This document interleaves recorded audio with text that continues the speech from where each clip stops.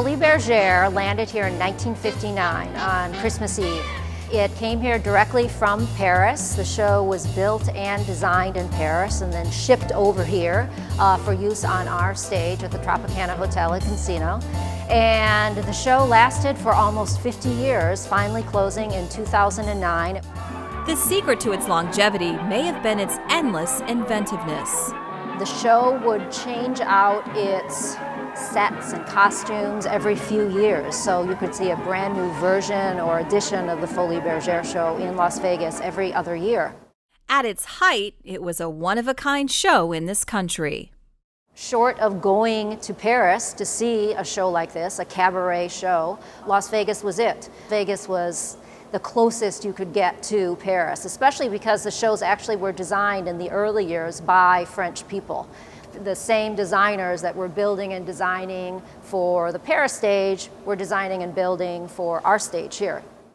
The revolutionary French design aesthetic is undeniably present in the extensive and iconic costumes that are on display from the museum's collection.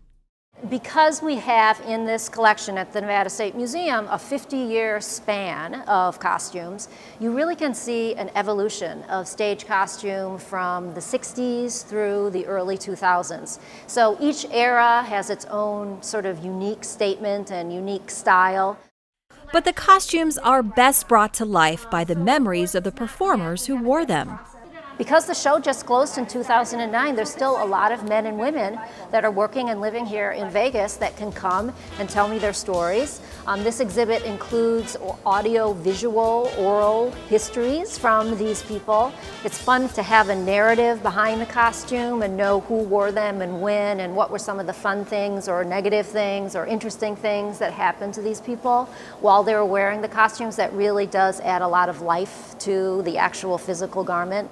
Their stories also add a lot to our knowledge of the backstage drama involved in appearing graceful while parading around in these wearable but weighty works of art. There's a big headdress.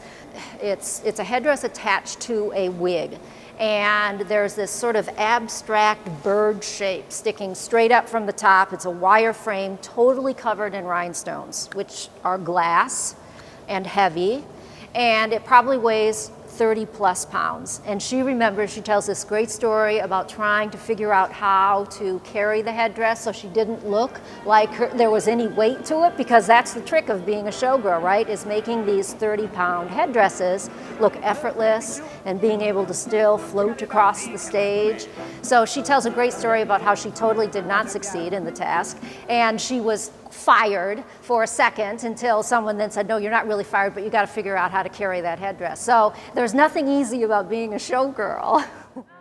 The men had an easier time playing their own roles as elegantly tailored but understated set pieces.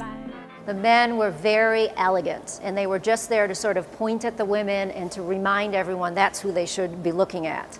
There are a few examples over the years where the men got to wear character costumes, and those are costumes that are of a particular period or theme, but mostly it was tails and tuxedos with a few rhinestones on the lapels or on a waistcoat vest. The spirit of this time and place is also portrayed in exceptional detail through the period photographs that complete the exhibit.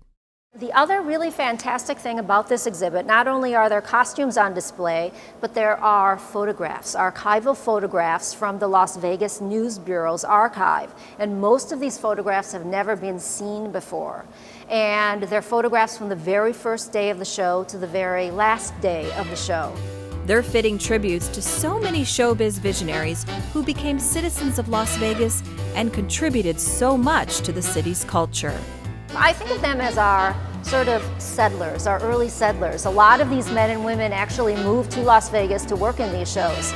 And they stayed here and they raised families, and so they're an important part of our history.